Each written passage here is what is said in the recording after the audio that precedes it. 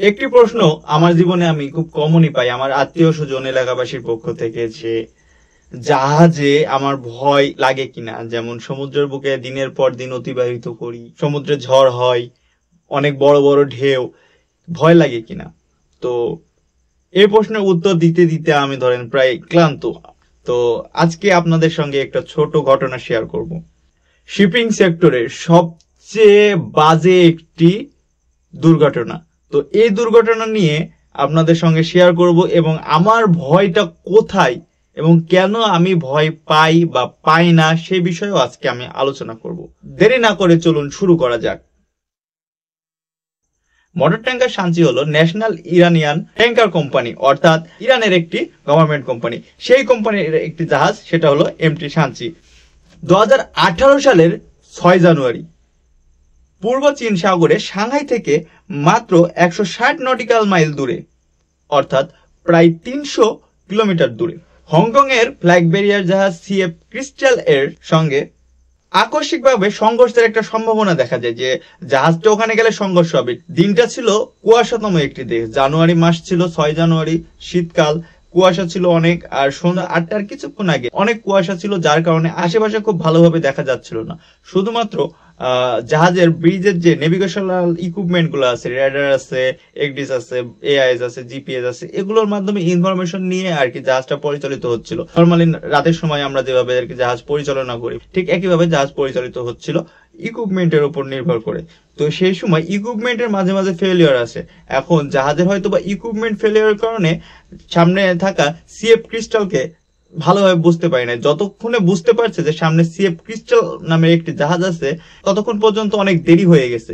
Captain যখন navigational ব্রিজে আসছে এবং দেখছে পরিস্থিতি, জাহাজ তার নিজস্ব গতিতে যাইতেছিল এবং সিএফ ক্রিস্টালের সাথে কলিউশন, অর্থাৎ সংঘর্ষে লিপ্ত হয়ে গেছে। কলিউশনটা হওয়ার সাথে সাথেই এমটি শাঞ্চিতে ছিল কন্ডেনসেট। কন্ডেনসেট এমন একটি কার্গো যেটা হলো জেট ফুয়েল অয়েল, অর্থাৎ অতীব দাহ্য একটি পদার্থ। সংঘর্ষের সাথে সাথে এমটি শাঞ্চি বুম ব্লাস্ট।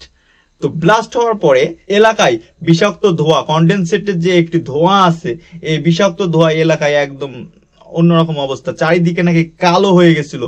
তো এ কারণে উদ্ধারকারী কোনো জাহাজ সে জাহাজের আশেপাশে যাইতেছিল না। সেটা হলো 6 জানুয়ারির কাহিনী। 6 জানুয়ারিতে যখন দুর্ঘটনা সংঘটিত হয়, তখন থেকে শুরু করে 8 জানুয়ারি পর্যন্ত একইভাবে আগুন জ্বলছে, কেউ সে জাহাজের আশেপাশে যায় নাই। 8 জানুয়ারিতে গিয়ে সর্বপ্রথম মাত্র একজন ক্রু সদস্যের মৃতদেহ উদ্ধার করতে পারছে। 10 জানুয়ারি পর্যন্ত আগুন একইভাবে কন্টিনিউয়াসলি জ্বলার পরে, অলরেডি কিন্তু 4 দিন হয়ে গেছে, 10 জানুয়ারি পর্যন্ত আগুন কন্টিনিউয়াস জ্বলার পরে একটা বড় বিস্ফোরণ আবার জাহাজে ঘটে এবং সম্পূর্ণভাবে বাকি অংশগুলো আগুনে পুড়তে শুরু করে। 13 জানুয়ারিতে গিয়ে একটি চাইনিজ রেস্কিউ টিম সমুদ্রের বুকে একটি লাইফ বোট দেখতে পায় এবং সেই লাইফ বোটটা গিয়ে 2টা ব্যক্তিকে দেখতে পায় সম্পূর্ণ মৃত অবস্থায়। এমটি শাঞ্চির 2টা ক্রু এই লাইফ বোটে ছিল এবং 2জনই হয়তো বা জাহাজ থেকে বের হইতে পারছে, কিন্তু 2জনের শরীর পুড়ে গেছিল, অনেক আঘাত পাইছিল, যার কারণে তারা সেই লাইফ বোটে মৃত্যুবরণ করে। এভাবেই 14 জানুয়ারি পর্যন্ত জাহাজে কন্টিনিউয়াসলি আগুন জ্বলছে। 14 জানুয়ারিতে গিয়ে জাহাজটি ডুবে গেছে। আর সবচেয়ে বড় কথা কি জানেন, 32 জন ক্রু সদস্য ছিল জাহাজে। এই জাহাজে 32 জন ক্রু সদস্য থাকাকালীন অবস্থায় প্রায় 8 দিন ধরে সেই জাহাজটা সমুদ্রের বুকে আগুনে দাউ দাউ করে জ্বলছে এবং 14 জানুয়ারি গিয়ে সেটি ডুবে গেছে। তাদের পরিবারের লোকজন চাতক পাখির মতন হয়তোবা চেয়েছিল জাহাজের নাবিকদের হয়তোবা খুঁজে পাওয়া যাবে, কিন্তু ঠিক ডুবে যাওয়ার কিছুক্ষণের মধ্যেই ইরানস মেরিটাইম এজেন্সি প্রেস ব্রিফে বলে, there is no hope to finding survivor. That's mean সে এটাই সরাসরি প্রকাশ করছে জাহাজের 32 জন মানুষই মারা গেছে। এই 32 জনের মধ্যে ছিল 30 জন ইরানি আর 2 জন বাংলাদেশি। এই দুর্ঘটনা শুধু ছোট কোনো দুর্ঘটনা নয়, এই দুর্ঘটনায় 32টা ইন্টারন্যাশনাল লেভেলের নাবিক মারা গেছে। 32 জনের 32 জনই ছিল মুসলিম।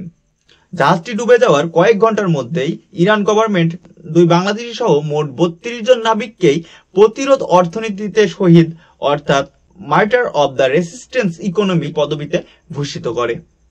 আল্লাহ তাদেরকে শহীদি মৃত্যু হিসাবে কবুল করুক এবং জান্নাতুল ফেরদাউস দান করুক, আমিন।